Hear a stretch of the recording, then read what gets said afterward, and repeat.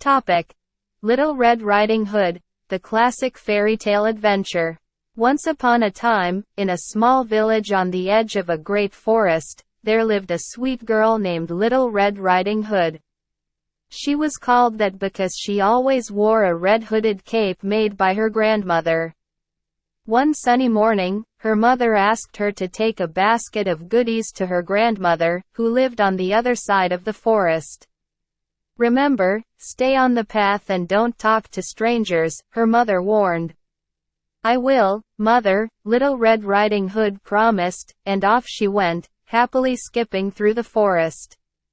As she walked, she admired the colorful flowers and listened to the birds singing. Suddenly, a sly wolf appeared from behind a tree. "Good morning, Little Red Riding Hood," said the wolf with a grin. "Where are you going on this fine day?" "I'm going to visit my grandmother and bring her this basket of goodies," she replied, forgetting her mother's warning. The wolf's eyes gleamed with a mischievous plan. "What a lovely idea! But why don't you pick some flowers for your grandmother as well? They would make her very happy." Little Red Riding Hood thought this was a great idea. She wandered off the path to pick flowers, while the wolf hurried to her grandmother's house. When he arrived, he knocked on the door. "Who is it?" called grandmother from inside. "It's me, Little Red Riding Hood," the wolf said, trying to mimic her voice. "Come in, dear," grandmother replied. The wolf entered, and before grandmother could react, he locked her in the closet and disguised himself in her clothes. Soon after, Little Red Riding Hood arrived, her arms full of flowers. She knocked on the door. "Who is it?" the wolf asked in a high-pitched voice. "It's me, Little Red Riding Hood," she answered. "Come in, dear," the wolf said. Little Red Riding Hood entered and immediately noticed something strange about her grandmother.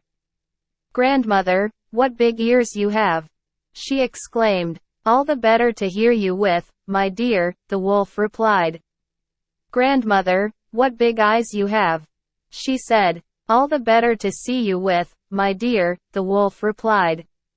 "Grandmother, what big teeth you have!" she gasped. "All the better to eat you with," the wolf roared, leaping out of bed. Just as the wolf was about to pounce, a brave woodcutter who was passing by heard the commotion and rushed in. He chased the wolf away and rescued grandmother from the closet. Little Red Riding Hood hugged her grandmother tightly, grateful they were both safe. "I'm so sorry, grandmother. I should have listened to mother and stayed on the path," Little Red Riding Hood said, feeling remorseful. Grandmother smiled and hugged her back. "It's okay, dear. The important thing is that you're safe now. Always remember to follow good advice and stay cautious." From that day on, Little Red Riding Hood never strayed from the path again, and she always listened to her mother's wise words. The moral of the story: always follow good advice and be cautious of strangers. Listening to the wisdom of those who care for you can keep you safe from harm.